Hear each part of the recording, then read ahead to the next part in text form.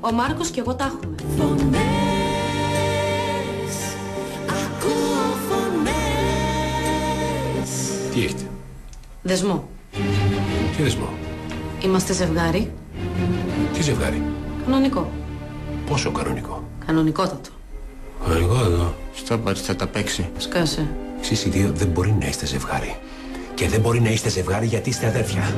Τα αδέρφια δεν μπορούν να είναι ζευγάρι. Είναι μόνα τους. Το ένα αδέρφι από εδώ και το άλλο αδέρφι από εκεί. Ρε Διονύση, δεν είμαστε αδέρφια. Αν εσύ και η μαμά δεν είχατε παντρευτεί, ο Μάρκος και εγώ θα μπορούσαμε να γνωριστούμε, να παντρευτούμε και να μην πει κανένας τίποτα. Δεν είμαστε αδέρφια. Δηλαδή, εγώ φταίω.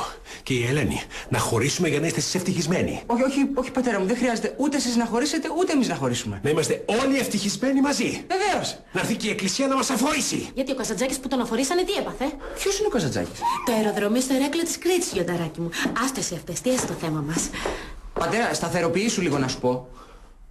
Πατέρα, δεν ήθελα να το μάθει πρώτα όλος ο κόσμος και τελευταίος εσύ. Μόνο που το έμαθε πρώτα όλος ο κόσμος και τελευταίος εγώ. Ναι, αλλά πατέρα, όπως και να σου φαίνεται αυτό, άθλιο, άσχημο, θλιβερό, υπάρχει και κάτι άλλο. Φράγματα στη θάλασσα δεν μπορείς να βάλεις. Όπα. Τι λες, ρε ηλίθιε?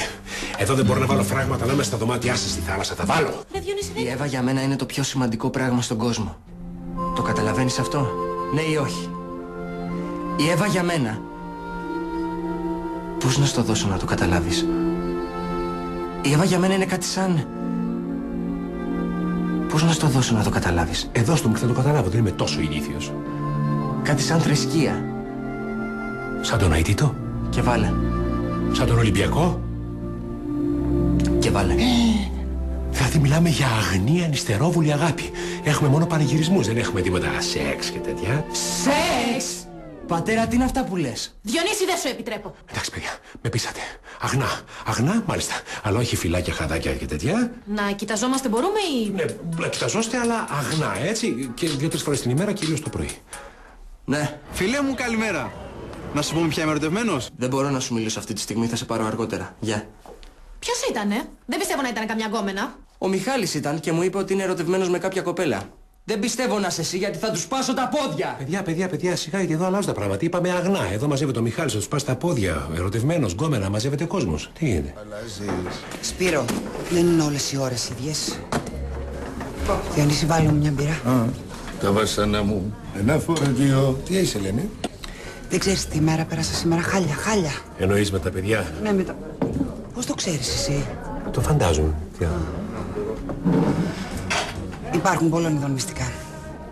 Μυστικά που κρύβουν οι φίλες μεταξύ τους και τα κρατάνε κρυμμένα για χρόνια. Όπως η Ζήλια της Βίκης. Η καλύτερη μου φίλη με ζήλευε πάντα. Αλλά έτσι είναι φιλίες. Υπάρχουν βέβαια και μυστικά που έχουν η μία φίλη με την άλλη. Όπως το τεστ εγκυμοσύνης που βρήκα πεσμένο στο μπάνιο και η Εύα δεν ήθελε να μου πει ποιανής φίλης της ήταν.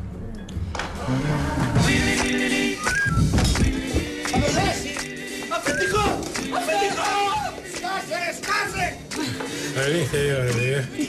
Κάτι λέει! Τι λες, Διονύση μου? Ανοίχτε λίγο, ρε παιδιά.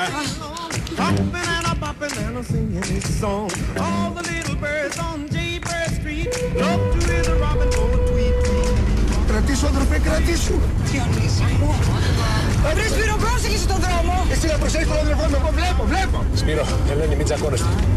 Σπύρο, μην το βλέπω ότι θα πεθάνω. Θέλω να είστε αγαπημένοι. Να προσέχεις τα παιδιά μου. Εντάξει, σταμάτα, μην μιλάς έτσι. Να προσέχεις και τη γυναίκα μου, μην της την πέσει κανείς. Γιατί σίγουρα θα της την πέσει. Μη μιλάς, βρε αγάπη μου, μη μιλάς.